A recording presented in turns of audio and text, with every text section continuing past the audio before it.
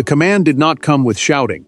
It came with silence, sealed folders, and one sentence that struck harder than any public scandal. William ordered Camilla to hand over the private estates reserved under Elizabeth's final testament. In that instant, old loyalties cracked, hidden instructions surfaced, and the palace understood that this was not a disagreement over land. It was a battle over legacy. Before we go deeper into what this really means for the royal family, make sure to subscribe so you don't miss a single update. William felt the weight of the order before the words left the page. The prince knew this command would not simply wound Camilla. It would cut through Charles as well, because every move against the queen consort carried pain into the heart of the king's private life.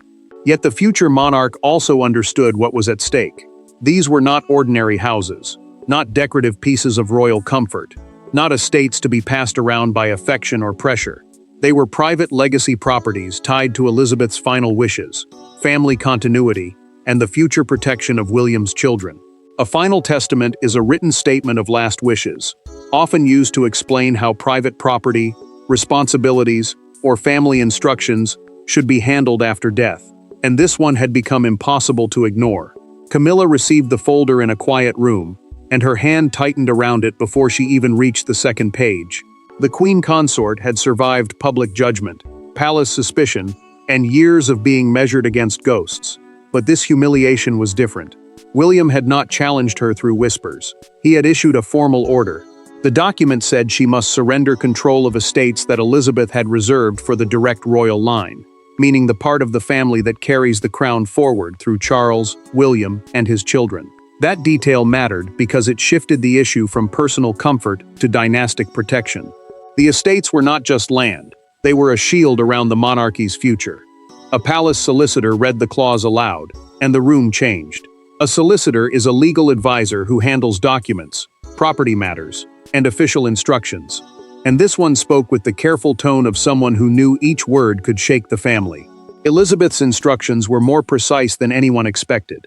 Camilla listened, but disbelief slowly hardened into anger. She had believed her place beside Charles gave her protection. Now the late queen's wording was drawing a boundary even marriage could not cross.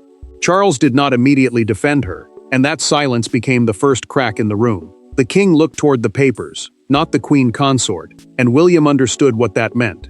The testament had changed the balance of power. Camilla closed the folder and asked who had given the prince authority to enforce it. No one answered quickly. That hesitation said everything, but the order itself was only the beginning, because behind that single command stood 4 people whose private wounds were about to become the monarchy's most dangerous fault line. Every royal crisis has documents, lawyers, and locked rooms. But this one had something far more dangerous: human pain. William was not just protecting property. Camilla was not just losing control. Charles was not just watching from the side. And Catherine, standing quietly behind the future king, understood that Elizabeth's final wishes had placed every hidden resentment into the open. William carried the burden like a man who knew victory could still feel like grief. The prince had become the executor of Elizabeth's deeper legacy, not because he wanted confrontation, but because the late queen's instructions had forced him into it. An executor is the person trusted to carry out someone's final written wishes. And in this crisis, that role meant protecting more than estates. It meant defending the line of inheritance, the future security of his children, and the quiet promise Elizabeth had left behind for the monarchy after her. That was why William could not step back. If he softened now, the testament would become only paper, and the queen's final will would be treated like a suggestion. Camilla understood the danger in a different way. The queen consort had status, access, and years of influence inside palace decision-making. But influence is fragile when a sealed clause begins speaking louder than personal loyalty. Charles sat alone with the estate file and set it down without speaking, because defending Camilla meant appearing to defy his mother's last written will. The king had spent a lifetime balancing love and duty, but this balance cut deeper. If he stood too firmly beside his wife, he risked looking as though he had turned against Elizabeth's final command.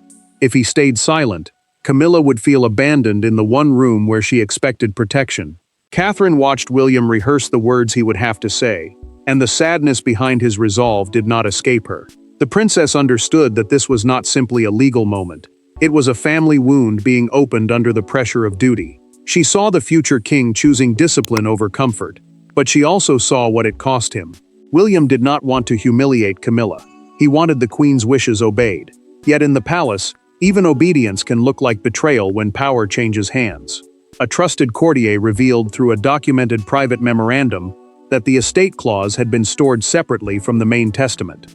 That detail shook the room because a testament is a final written record of wishes, but a separately stored clause suggests deliberate secrecy and careful timing. Camilla heard it and felt the meaning strike harder than the words.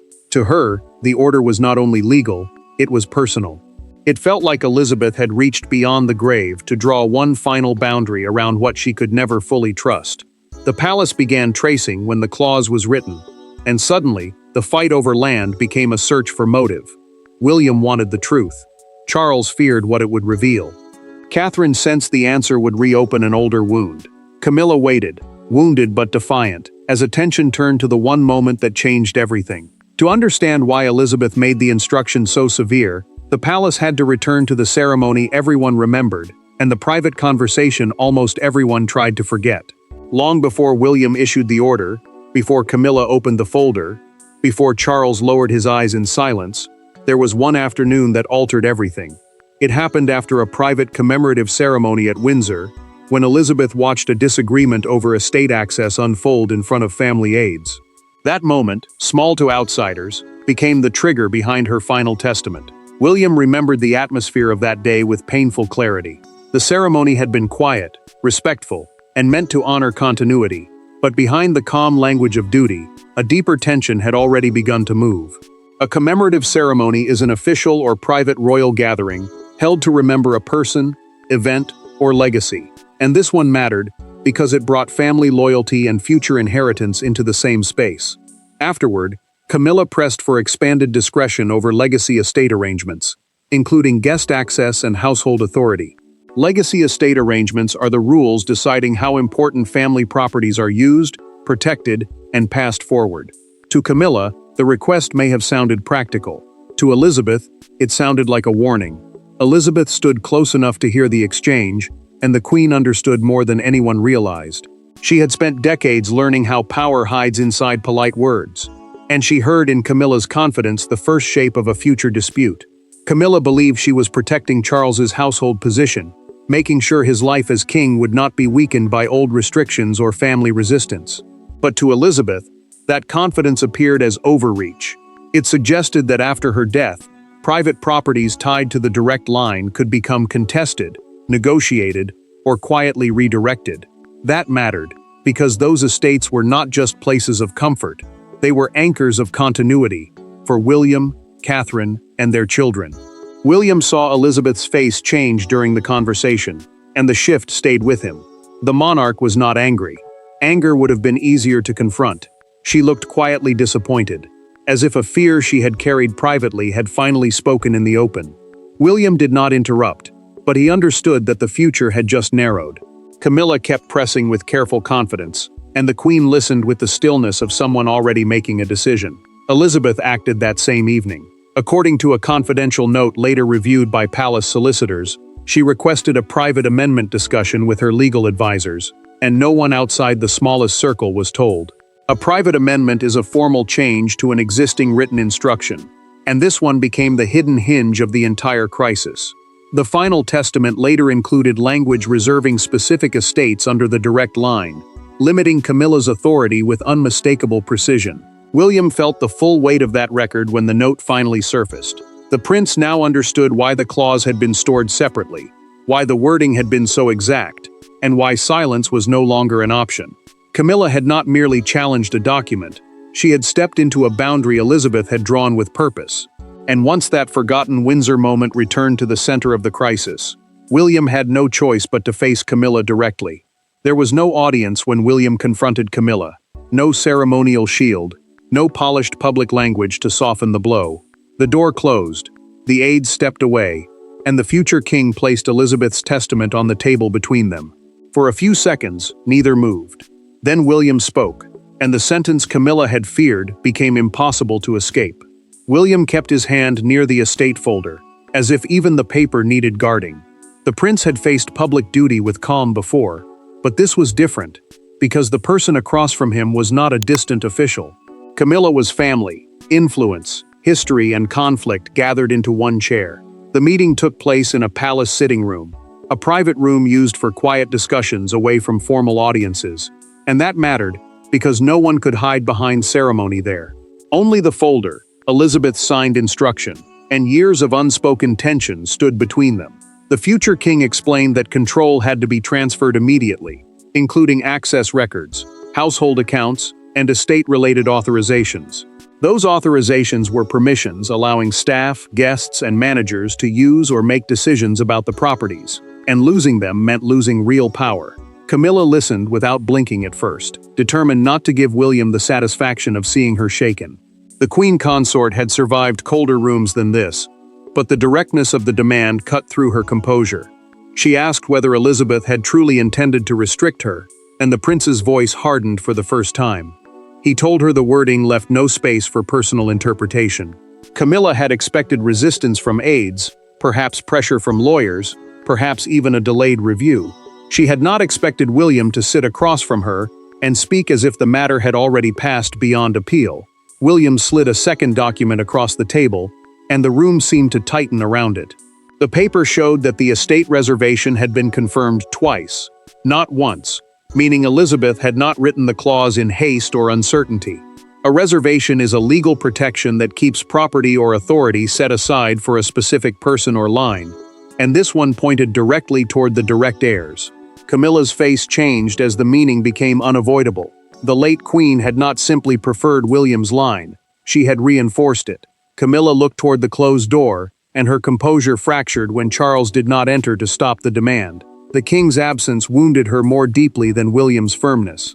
She had believed Charles would appear at the decisive moment, not as monarch, but as husband. Yet the silence outside the room told her that Elizabeth's testament had made even his protection uncertain. Then she asked whether Catherine knew. William paused, and that pause revealed what his words did not have to say. The princess had understood the meaning of the testament for days. Camilla rose without signing, anger and humiliation moving beneath every measured breath. William did not chase her. He did not raise his voice. The prince simply gathered the documents, knowing refusal no longer had the power to stop what had begun. Her refusal did not end the confrontation. It merely shifted the battle from emotion to authority, where the real power behind William's decision was waiting. Camilla believed William had acted from anger, but behind the order stood something colder, older, and far more difficult to challenge: Elizabeth's written authority. The power did not come from palace gossip or personal resentment. It came from signatures, reserved clauses, and trustees who had waited for the exact moment when the future king would be required to act. William read the confirmation letter without triumph, and that disturbed the senior trustee more than any celebration could have. The prince had won the authority he needed, but his expression tightened with grief, not pride. Estate trustees are people legally trusted to protect and manage property according to written instructions, and in this case, their duty was clear. They had to confirm that Elizabeth's testamentary reservation gave William the power to enforce the transfer. A testamentary reservation is a written protection inside a final will or related document that sets certain assets aside for a specific purpose. That mattered because the estates were not being treated as flexible family comforts. They were protected legacy holdings meant to remain untouched by marital influence, personal preference, or temporary household arrangements. Charles received the same conclusion and felt the walls close in around him. The king was told that any intervention on Camilla's behalf would place him directly against Elizabeth's written intent.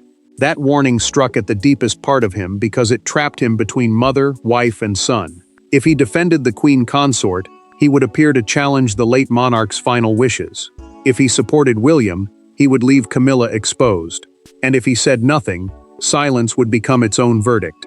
Charles had spent his life preparing to rule, yet this was the kind of power that gave him no clean path, only painful choices. The trustees then revealed the sealed schedule, and the crisis sharpened.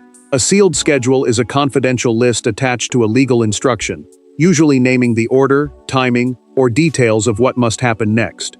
This one named which estates had to be transferred first, making the process immediate and unavoidable. William understood why Elizabeth had hidden the schedule until the right moment. If the details had surfaced too early, the family might have fought to soften them. Now there was no room for negotiation. The machinery had begun. Camilla learned another detail that changed the weight of the battle. One estate contained a private archive room linked to Elizabeth's correspondence, and that meant the fight was no longer only about land, rooms, or household control. Correspondence means private letters and written exchanges, and for the monarchy, those papers could reveal motives, loyalties, warnings, and old decisions no public statement could ever explain. The queen consort understood immediately why access mattered. Whoever controlled that estate might one day control the story behind the testament itself. William watched the first transfer notice being prepared, and the prince knew the consequences would strike before the family had time to breathe. Charles remained trapped in silence. Camilla waited for the impact. The trustees did not pause. The moment the paperwork left the trustees' hands, the fallout began not in public statements, but in private rooms, where people finally understood what had been lost. The first consequence did not arrive as a headline, it arrived as an instruction to staff, a change in access codes, and a list of estate privileges suddenly suspended. Clarence's house grew quiet in the way only royal households do, when something irreversible has happened. Camilla sat with the notice in her lap, realizing the palace had not merely challenged her authority, it had removed it. Camilla held the transfer notice without turning the page, because the first page had already said enough. The queen consort had expected pressure, perhaps embarrassment, perhaps a delay that would give Charles time to intervene. Instead, the order moved straight into her daily power. Estate administrators began removing her discretionary approvals over staff access, guest permissions, and private use schedules. Discretionary approvals are personal permissions someone can grant without asking a larger committee, and that mattered because those small approvals were how influence lived inside royal households. They decided who entered, who stayed, who had access, and which private plans could move forward without formal resistance. Palace aides received the next instruction quietly, but its meaning cut even deeper. Every estate decision now had to be routed through William's office and the trustees, cutting off Camilla's informal influence at the root. Trustees are appointed guardians of property or instructions, and in this crisis, they acted as the shield around Elizabeth's final wishes. Charles could feel what that meant before anyone explained it to him. The king was no longer being asked whether he loved his wife or respected his mother. He was being forced to live inside the answer. Camilla sat alone after the door closed, staring at the notice as anger drained into shock. She had lost arguments before, but this was different because the loss had structure. It had signatures. It had procedure. Then Charles entered later, and the queen consort looked to him for the reversal, only he might still try to demand. The monarch hesitated. That pause wounded her more than the document itself. He did not say the order was wrong. He did not promise to undo it. He only looked tired, trapped between loyalty and law, and that silence told Camilla how far the ground beneath her had shifted. A courtier discovered that one household account had already been frozen pending review of estate-linked expenses. A household account is a financial account used for running staff, property needs, and private residence costs. So freezing it meant the review had moved from symbolic control into real consequence. Catherine received confirmation that the first estate had been secured under Elizabeth's final instruction, but the princess did not celebrate. She reacted with solemn restraint because she understood that protecting the future still meant hurting people in the present. William read the morning update and knew the crisis had changed shape. The prince had begun by enforcing a testament, but now the fight had entered his father's house, his father's marriage, and his father's conscience. By morning, William knew he must meet Charles privately, because the crisis had become father against son as much as heir against consort. And when father and son finally faced each other without advisors, the monarchy's cold machinery gave way to something far more painful. There were no lawyers in the room when William and Charles met. No trustees. No aides with folders. Just a father, a son, and the memory of Elizabeth pressing down on both of them. Charles looked older than the crown he wore. William looked steadier than the son he had once been. And between them stood the question neither could avoid. William spoke first, but he did not speak like a man seeking victory. The prince explained that the estate order was not an attack on Camilla, not a punishment dressed as duty, and not a personal strike against his father's marriage. It was obedience to Elizabeth's final instruction, A final instruction is a written wish left behind to guide what happens after someone's death. And in this case, it carried the force of legacy because it came from the late Queen herself. That mattered because William was not simply asking Charles to choose between people. He was asking the king to accept that his mother had already drawn the line before any of them reached this painful room. Charles understood the legal reality, but understanding did not make it easier to bear. The king knew the testament had authority, and he knew the trustees had acted within the power given to them, but Camilla was still his wife. Seeing her publicly diminished, even through quiet procedure, cut into him with a private cruelty no document could soften. He admitted that he felt he was losing control of the family story. The words came slowly, almost unwillingly, because saying them made the fear real. William listened, then answered with a calm that hurt more than anger. The story, he said, was never theirs to rewrite. Charles looked away when Elizabeth's name entered the silence. The monarch had spent a lifetime trying to earn her trust, and now her final wishes had returned as a test he could not avoid. William softened then, because the prince felt the same ache. Enforcing the testament had hurt him more deeply than anyone knew. It placed him against Camilla, strained him against Charles, and forced him to protect the future by reopening the past. The success of defending Elizabeth's legacy came wrapped in suffering, and neither father nor son could pretend otherwise. Charles finally gave the confirmation Camilla had feared. He would not block the transfer. The king did not say it with strength. He said it with surrender. William accepted the decision, but offered one promise in return. He would protect Camilla from unnecessary public humiliation, but not from the consequences of the testament. That distinction mattered. Mercy could shape the manner of the fall, but it could not erase the fall itself. William left the room carrying the burden of victory, while Charles remained behind with the cost of stepping back. The prince had secured the legal path forward, but he had also crossed a line inside his own family that could never fully disappear. With Charles stepping back, the palace prepared its public posture, and the world was about to see the fracture it was never meant to witness. What began as a sealed family instruction now moved beyond palace walls, where one public moment captured the nation's judgment in a single unforgettable image. By dawn, the private crisis had become a national spectacle. The palace tried to control the language, but the image had already escaped. Camilla leaving a side entrance, face drawn, while William's office issued a brief confirmation of estate transfers. The country did not need every legal detail. One newspaper front page turned the private order into a public verdict. Camilla saw the coverage at breakfast, and the hurt reached her before the words did. The queen consort had known the transfer would wound her privately, but she had not expected the country to watch the wound open so quickly. She pushed the newspaper aside, yet the headline had already done its damage. The palace statement was controlled, careful, and stripped of emotion, confirming that estate responsibilities were being realigned according to Elizabeth's final testament. A final testament is a written record of last wishes, and this one mattered because it gave the late queen's authority a voice even after her death. The palace wanted the message to sound administrative, but no one believed it was only paperwork. William watched the broadcast in silence, and the prince understood the danger of being seen too clearly. Some commentators called him ruthless. Others called him brave. Both versions missed the pain beneath the duty. Media outlets framed the decision as his strongest assertion yet as guardian of Elizabeth's legacy, meaning the person now responsible for protecting the values, instructions, and inheritance she left behind. That mattered, because William was no longer being viewed only as an heir waiting for the future. He was acting like a future monarch already forced to defend it. Charles heard the public framing and felt the cost sharpen.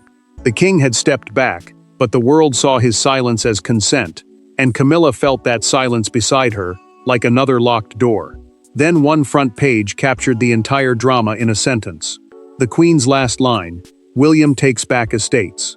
Beside it stood a stark image of Clarence House gates, turning a family property dispute into a national symbol.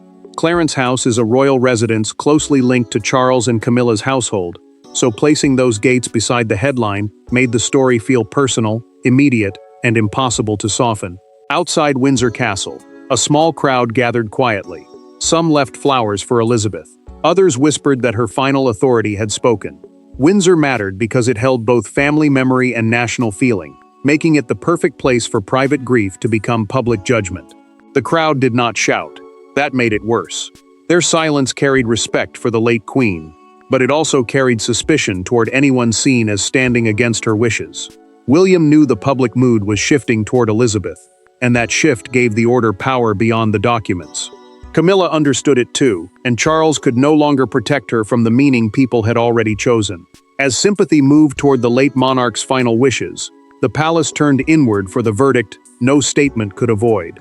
Yet beyond headlines, gates, and statements, the real meaning of the order could only be measured by what it changed inside the royal family forever. In the end, the estates were not the true prize. The true prize was control over memory, who had the right to guard Elizabeth's intentions, who could claim her trust, and who would carry her legacy into the future. William's order wounded Camilla, tested Charles, and hardened the palace. But it also answered the question the monarchy had avoided for too long. William watched the final transfer confirmation arrive, and the silence around him felt heavier than triumph. The prince had enforced Elizabeth's final testament without reversal, but victory inside a family never feels clean when someone else must carry the humiliation. A final testament is a written record of last wishes, and in this case, it mattered because it did more than divide property. It protected the late queen's idea of continuity. The estate transfers confirmed that legacy properties would remain tied firmly to the direct line, meaning the branch of the royal family expected to carry the crown forward through William and his children. That detail changed everything. The properties were no longer open to personal influence, private pressure, or household convenience. Camilla accepted the loss with visible restraint, but restraint did not erase the wound. The queen consort knew the palace had not only reduced her authority, it had exposed the limits of her influence in front of the very family she had spent years trying to stand beside. She did not rage. She did not plead. Yet the distance between her and William became permanent in a way no apology could easily repair. The prince had not humiliated her for sport, but the result still cut deeply.